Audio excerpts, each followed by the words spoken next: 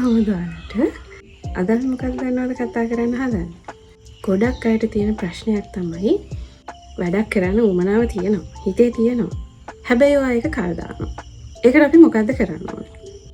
සමහර මිනිස්සු hina වෙලා ඉන්නවා, කතා කරනවා, plans හදනවා.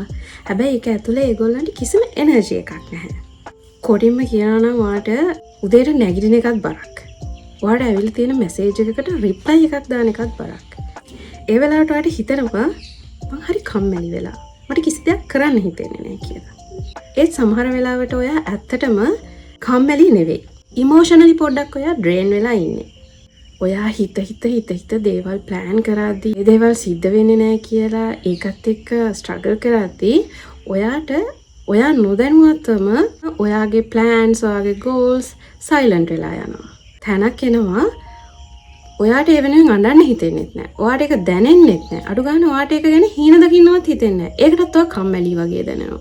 මිනිස්සු වන්නේ ඒකට procrastination කියනවා. එහෙම නැත්නම් වැඩ කල් දානවා කියලා. ඒත් ගොඩක් වෙලාවට ඇත්තටම ඒක tired soul එකකින් එන outcome එකක්. ඒ tired soul එක ආයෙත් ඒ දේ කරනවා. ඒකට පොඩි කාලයක් විතරයි ගත වෙන්නේ. මොකද වැස්සක් නැතුව පායල පොළොවේ ඉරිතරලා ගියා කියලා ඒ පොළොවේ ආය ගස්වැල් හැදෙන එක, මල් පිපෙන එක නතර වෙන්නේ නැහැ. වැස්සක් වැටුණු ගමන් ආයෙත් ඒ පොළොවේ මල් පිපෙනවා, ගස්වැල් හැදෙනවා. ඒ වගේ තමයි මේ procrastination කියන්නේ. දැන් ඔයාගේ සයිලන්ට් වෙලා තියෙන හිත, ඒ කියන්නේ ඔයා වැඩක් කල් දානවා නම් ඔයාට කිසි දෙයක් කරන්න හිතෙන්නේ නැත්තම් ඒ හිත ආපහු පණ ගහලා ෆයර් එකක් වෙන දවසක් එනවම තමයි. එක කාලෙකදී මිනිස්සෙක් ටිකක් ස්ලෝ වුණා කියලා එයාගේ අනාගතේ නැති වෙන්නේ නැහැ. ඔයාට මුණ දෙන්න වෙච්ච යම්කිසි සිදුවීම් නිසා හරි එහෙම නැත්තම් ඇත්තටම ඔයා ගොඩක් ටයර්ඩ් වෙලා නිසා හරි තමයි ඔයා පොඩ්ඩක් අඩියක් පස්සට ඇවිත් තියෙන්නේ. මුලින්ම කරන්න තියෙනවා ආයෙත් තේරුම් ගන්න ඕනවා ඇයි පස්සට ගියේ? ඔයා ඇයි දේවල් කරන්න චුට්ටක් පරක්කු කරන්නේ? ඇයි ඔයා වැඩ කල් දාන්නේ? අනේ ඒ ගැන චුට්ටක් කල්පනා කරලා බලන්න. procrastination එක නැති කරන්න motivation එකක් යනකම් ඉන්න ඕනේ නැහැ. මොකද motivation එකක් කියන්නේ වැඩක් පටන් ගත්තට පස්සේ එන feeling එකක්. වැඩක් පටන් ගන්න කලින් එන magic එකක් නෙවෙයි. ඒක නිසා ලොකු targets හදන්න යන්න එපා. පැය 5ක් study කරනවා. මම මේ goal එකට දවස් 5ක් ඇතුළත යනවා. වගේ ඔයාට එකපාර achieve කරන්න බැරි targets plan කරනවට වඩා මම මිනිත්තු 10ක් පාඩම් කරන්න පටන් ගන්නවා.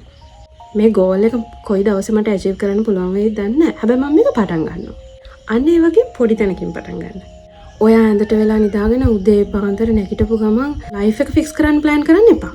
නැගිටලා මොන චුට්ටක් සෝදලා ජනේලේ ඇරලා පොඩ්ඩක් ෆ්‍රෙෂ් එයා එක ඇඟට දැනෙන්න දීලා එළියට චුට්ටක් බහැලා පොඩි කාලයක් ගත කරන්න. සමහර වෙලාවට මේ මූවමන්ට් එකම ඔයාට ලස්සන තෙරපි එකක් වෙනවා. ෆෝන් එකක් අතේ තියාගෙන ඔයාගේ ફોකස් එක හොයන්න එපා. ඩිසිප්ලින් එකට කලින් ඔයාගේ ඩිස්ට්‍රැක්ෂන්ස් ටිකක් අඩු කරන්න. ඔයාගේ හිත කැඩෙන බිඳෙන තැන් ඔයාගේ අවධානය තැන් තැන් වලට විසිරලා යන දේවල් වලින් චුට්ටක් ඈත් වෙන්න. තමන්ගේ වෙච්ච අඩුපාඩු ගැන හිත තමන්ට මෙච්චර කල් දේවල් කරගන්න බැරි වුණානේ කියලා හිත ඔයාට ඉස්සරහට යන්න බෑ. තමන්ටම හේට් කර තමන්ගේ ඉස්සරහ ගමනක් ගැන හිතන්න බෑ. ඔයා කම්මැලි කියලා හිතන තරමට ඔයා ගැන අව탁සීරු කරන තරමටම ඔයා තවත් වීක් වෙනවා. පර්ෆෙක්ට් මූවමන්ට් එකක් එනකම් බලාගෙන ඉන්න එපා. ශක්තිමත් මිනිස්සු කියලා කියන්නේ එහෙම පර්ෆෙක්ට් මූවමන්ට් එකක් නැතුවත් ඕනම වෙලාවක තමන්ගේ දේ පටන් ගන්න මිනිස්සුන්ට. කිසිම දෙයක් දැනෙන්නේ නැතුවත් දෙයක් කරන්න try කරන මිනිස්සුන්ට.